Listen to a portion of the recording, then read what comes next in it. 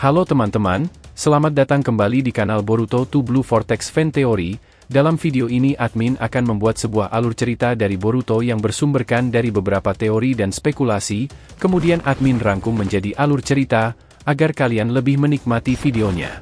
Jadi, kalau begitu langsung saja kita ke videonya, tapi sebelum itu tonton dahulu video kita sebelumnya yang ini, dan jangan lupa juga untuk like, subscribe, dan share, serta bantu kami menuju 5.000 subscriber. Jika sudah, ayo kita lanjutkan alur cerita teori Boruto 2 Blue Vortex ini.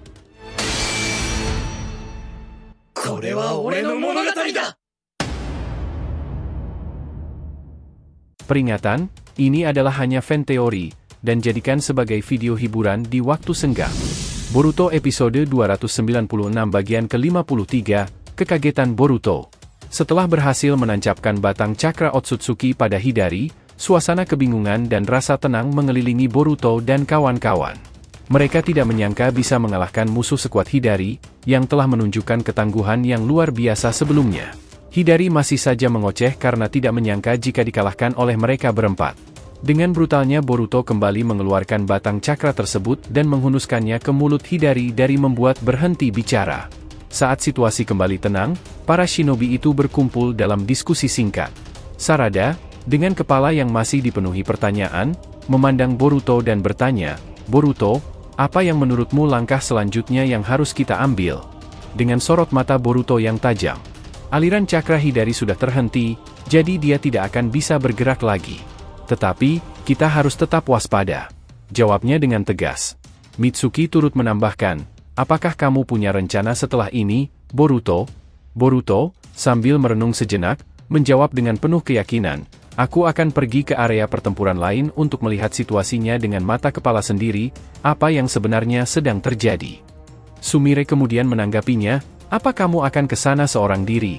Boruto menjawabnya, "Iya, aku akan ke sana seorang diri, kalian bertiga awasi saja, hingga ada perintah lebih lanjut dari Shikamaru." Semua anggukan setuju, seakan menguatkan tekad Boruto untuk melanjutkan perjuangannya.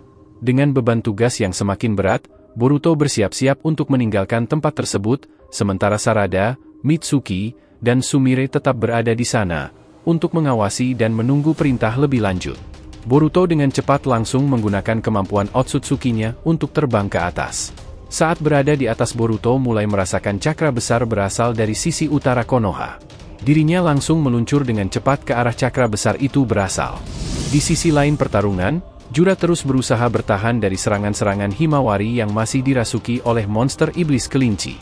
Meskipun terkena banyak serangan, Jura tetap berusaha bertahan, namun serangan Himawari yang belum mengincar titik cakra utama membuatnya memiliki kesempatan untuk pulih dari serangan demi serangan. Meski begitu, Jura semakin merasa kesulitan dalam menghadapi situasi ini dan berkata, "Sialan, semakin sulit. Rantai-rantai ini sangat mengganggu. Tidak mudah untuk mengalahkannya, meskipun aku tidak akan diam saja." Rantai penyegelan adamantin yang digunakan Himawari, yang diperkuat oleh cakra monster iblis kelinci, sebenarnya telah berhasil mengganggu aliran cakra Jura, namun belum cukup untuk mengalahkannya secara definitif. Admin menduga bahwa satu-satunya cara untuk mengacaukan aliran cakra Shinju dengan sempurna adalah dengan menyerang titik-titik cakra yang mengalirkan cakra dari Jubi dan inangnya secara tepat sasaran. Namun, hingga saat ini, Himawari belum mampu menemukan titik lemah dari Shinju. Situasi ini semakin menegangkan karena kemampuan Himawari yang terus berkembang, sehingga membuat Jura semakin sulit mempertahankan diri. Meskipun demikian, dia tetap akan melawannya, karena menurutnya kekuatan dari Himawari juga merupakan sesuatu yang unik. Himawari secara misterius mewarisi monster iblis kelinci dan teknik rantai emas Uzumaki, menjadikannya sebagai salah satu karakter yang menarik untuk dijelajahi dalam alur cerita Boruto 2 Blue Vortex. Terlebih lagi, adanya kontras antara sifat lembutnya dengan kekuatan yang dahsyat memberikan dimensi yang menarik pada karakternya. Admin berpendapat jika judul Boruto 2 Blue Vortex atau dalam bahasa Indonesia diartikan sebagai Boruto 2 Pusaran Biru, ini bukanlah merujuk pada sengitnya konflik antara Boruto dan Kawaki, melainkan pada Boruto dan Himawari. Kedua saudara ini merupakan keturunan Uzumaki yang memiliki mata biru, dan takdir mereka berdua mungkin menjadi kunci dalam pengembangan alur cerita Boruto 2 Blue Vortex di masa depan.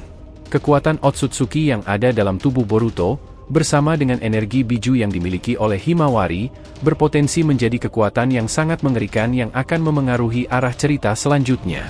Kembali ke adegan, Boruto sudah tiba di lokasi pertempuran dengan cepat, terkejut melihat Himawari yang telah dikuasai oleh kekuatan yang sangat besar.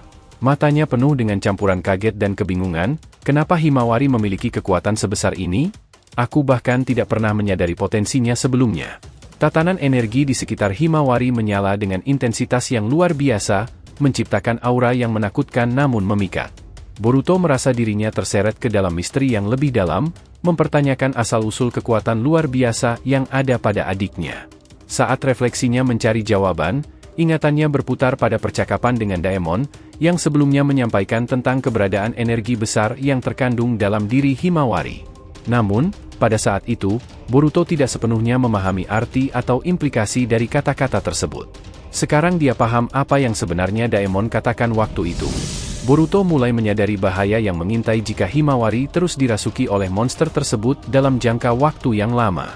Dengan cepat, ia merumuskan bahwa tindakan segera diperlukan untuk membebaskan adiknya dari cengkeraman energi yang merasukinya.